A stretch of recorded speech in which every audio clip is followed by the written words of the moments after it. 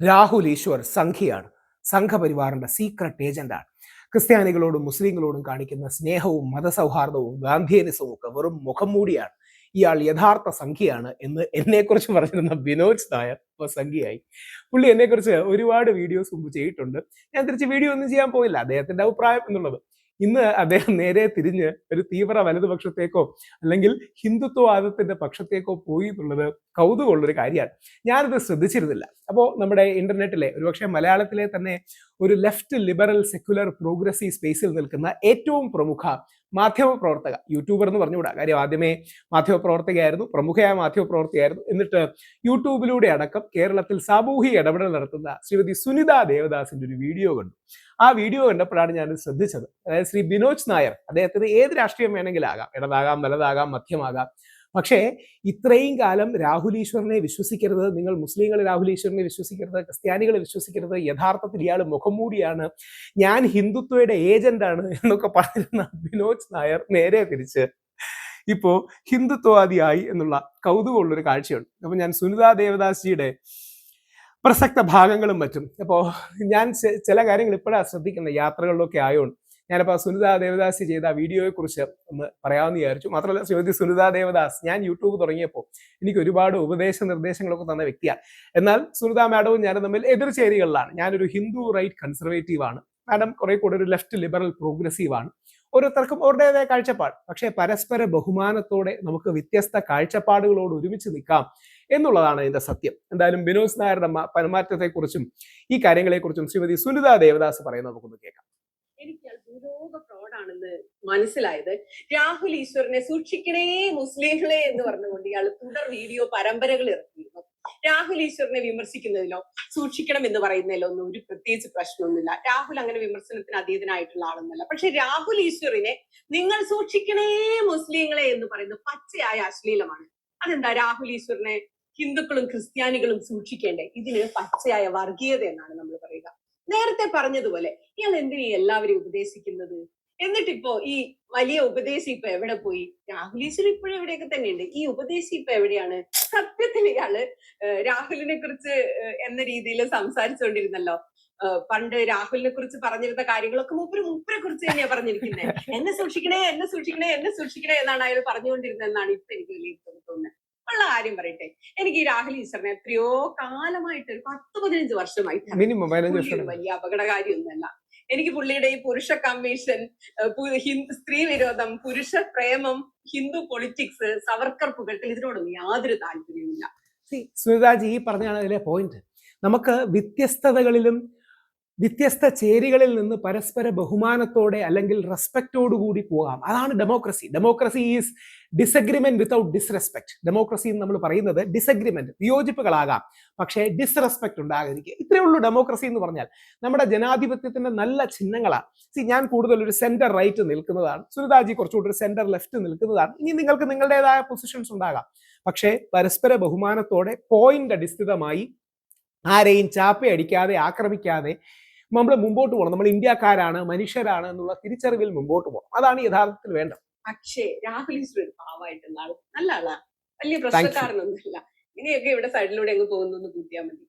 അന്ന് രാഹുൽ ഈശ്വറിനെ കുറിച്ച് ഇയാൾ ചെയ്ത വീഡിയോകളിൽ ഞാൻ ശ്രദ്ധിച്ചൊരു കാര്യമുണ്ട്. ഒന്ന്, രാഹുൽ ഈശ്വറിന് കിട്ടുന്ന സ്വീകാര്യതയിലും സ്നേഹത്തിലും ഒക്കെ ഇയാൾ വളരെ അസ്വസ്ഥനായിരുന്നേ.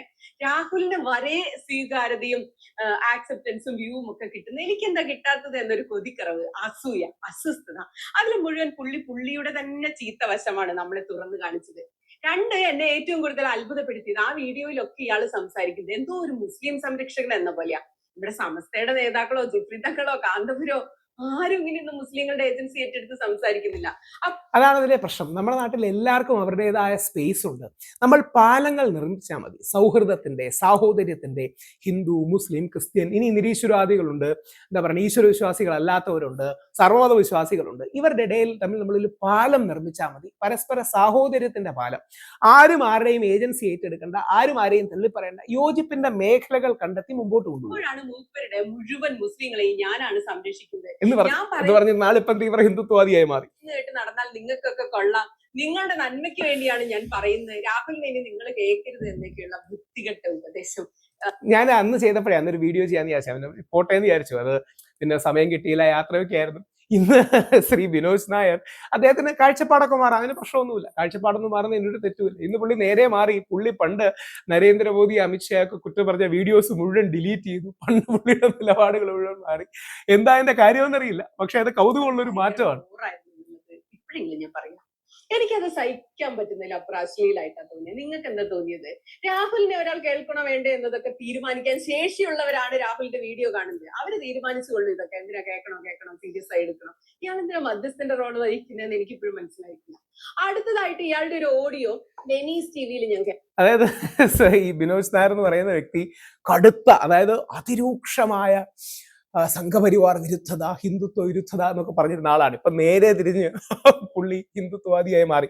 അതിന് സുനിതാജി പറയുന്ന രസകരമായ ഒരു കാര്യമാണ്. സുനിതാജിയുടെ അക്കാഡമിക് താല്പര്യം, പൊളിറ്റിക്സിൽ അക്കാഡമിക് താല്പര്യമുള്ളവർ കേൾക്കേണ്ടതാണ്. അതായത് സുനിതാജി കൃത്യമായിട്ട് ഇത് ഡിവൈഡ് ചെയ്ത് പറയുന്നുണ്ട്. ഐഡന്റിറ്റി പൊളിറ്റിക്സ് ഉണ്ട്, ഐഡിയോളജി പൊളിറ്റിക്സ് ഉണ്ട്. ഇതിൽ ഐഡന്റിറ്റി പൊളിറ്റിക്സ് എന്ന് പറഞ്ഞാൽ ഒരു റൈറ്റ് സ്പേസിൽ നിൽക്കുന്നതാണ്. ഐഡിയോളജി പൊളിറ്റിക്സ് സെന്റർ ലെഫ്റ്റ് സ്പേസിൽ നിൽക്കുന്നതാണ്. സെൻട്രിസ്റ്റ് സ്പേസിൽ രണ്ടും തമ്മിലുള്ള ഒരു ചേർച്ചയുള്ള സ്പേസും ഉണ്ടാകാം. മഹാത്മാഗാന്ധിയൊക്കെ അങ്ങനെ ഒരു ലൈനാണ് പലപ്പോഴും എടുത്തത്. നെഹ്റുജി എന്നാൽ ഐഡിയോളജിയുടെ പൊളിറ്റിക്സിന്റെ ആളായിരുന്നു. സർദാർ പട്ടേൽ കുറെ കൂടെ ഐഡന്റിറ്റി കൂടെ ചേർക്കുന്ന ആളായിരുന്നു. ഇപ്പം അമേരിക്കയിൽ ഡൊണാൾഡ് ട്രംപ് ഒക്കെ എടുക്കുന്നത് ഈ സെന്റർ റൈറ്റ് അല്ലെങ്കിൽ റൈറ്റ് സ്പേസുകളാണ്. ഇന്ത്യയിൽ BJP എടുക്കുന്നത് സെന്റർ റൈറ്റ് സ്പേസുകളാണ്. കോൺഗ്രസ് പലപ്പോഴും ഒരു സെന്റർ ലെഫ്റ്റ് പ്രസ്താവന എന്ന നിലയിലാണ് നിൽക്കുന്നത്. ഈ സെൻട്രിസത്തിൽ പലപ്പോഴും ഇത് രണ്ടും കൂടെയുള്ള ഒരു ബ്ലെൻഡും മറ്റുമുണ്ട്. അപ്പോ ബിനോജ് നായർ പെട്ടെന്ന് തന്റെ ഉള്ളിലെ നായരെ കണ്ടെത്തുകയും നേരെ തിരിച്ച് തീവ്ര ഹിന്ദുത്വവാദിയായി മാറുകയും ചെയ്തു. അതിന്റെ ആവശ്യമില്ല. നമ്മുടെ നാട് ഭരിക്കുന്നത് ഒരു നായരാണ്, അത് മേനോനാണ്, നമ്മുടെ VD സതീശൻ മേനോൻ, അല്ലെങ്കിൽ വടശ്ശേരി ദാമോദരൻ മേനോൻ സതീശൻ. അപ്പം നമ്മുടെ രാജ്യത്ത് എല്ലാവർക്കും സ്പേസ് വേണം. ഹിന്ദുക്കൾക്കും വേണം, മുസ്ലിങ്ങൾക്ക് വേണം, ക്രിസ്ത്യാനികൾക്കും വേണം. ആ സ്പേസ് ഒരിക്കലാണ് നമ്മൾ ചെയ്യേണ്ടത്. നമ്മുടെ മക്കൾ വളർന്നു വരുന്ന കാലഘട്ടത്തിൽ ഇവർ പരസ്പരം വർഗീയതയില്ലാതെ, വിദ്വേഷമില്ലാതെ, വിരോധമില്ലാതെ, എന്നാൽ അവരുടെ ഐഡന്റിറ്റികൾ നിലനിർത്തിക്കൊണ്ട് തന്നെ, ഇനി ഐഡന്റിറ്റിയിൽ നിന്ന് വെളിയിൽ പോകണമെന്നുള്ളവർക്ക് പോവുകയും ചെയ്യാം, പ്രശ്നമല്ല. പക്ഷേ അവരുടെ സ്വത്വങ്ങളോ ഐഡന്റിറ്റീസോ സോഷ്യൽ ഐഡന്റിറ്റീസോ സോഷ്യൽ ബിലോങ്ങിങ്ങോ ഒക്കെ നിലനിർത്തിക്കൊണ്ട് തന്നെ ഈ ബഹുസ്വരതയുടെ പാഠങ്ങൾ. അവിടെയാണ് ഞാൻ പലപ്പോഴും പറയാറുള്ളത് നമ്മുടെ ലെഫ്റ്റ് ലിബറൽ സുഹൃത്തുക്കളോട്, ഈ ജാതി, മതം, വംശം, വർഗം ഇതൊന്നും ടോട്ടലി ഇല്ലാതാകാൻ പോണില്ല. അവരുടെ എല്ലാം അതിന്റെ ഒരു അണ്ടർ കറന്റ് പോലെ കിടക്കും. നമ്മൾ ഇലക്ഷന് പോകുമ്പോൾ, കല്യാണം കഴിക്കുമ്പോൾ ഒക്കെ ഈ സമുദായവും സ്വത്തും ഒക്കെ കാണും. എന്നാൽ ആ സമുദായങ്ങളെ ഇനിയും ലെഫ്റ്റിന്റെ പലപ്പോഴും ഉള്ള ആശയം ഈ സമുദായങ്ങളെ ഇല്ലാതാകണമെന്നാണ്. അത് നടക്കില്ല. റൈറ്റ് എന്ന് പറഞ്ഞാൽ ഇത്, അല്ലെങ്കിൽ അൾട്രാ റൈറ്റ് എന്ന് പറഞ്ഞാൽ ഇവ പരസ്പരം പോരാടി നിൽക്കണമെന്ന്, അതും വേണ്ട. ഗാന്ധിയൻ പാത എന്ന് പറഞ്ഞാൽ, മിഡിൽ പാത്ത് എന്ന് പറഞ്ഞാൽ, മധ്യപാത എന്ന് പറഞ്ഞാൽ ഈ സ്വത്വങ്ങൾ ഉണ്ടാകണം. സ്വത്വങ്ങളോടൊപ്പം സൗഹാർദ്ദവും സാഹോദര്യവും ഉണ്ടാകണം. എന്തായാലും ബിനോജ് നായർ ഹിന്ദുത്വവാദി ആണെങ്കിലും നമ്മുടെ മതസൗഹാർദ്ദവും ഗാന്ധിയൻ ധാരയും പിടിക്കട്ടെ എന്ന് പ്രാർത്ഥിക്കുന്നു. ജയ് ഹിന്ദ്.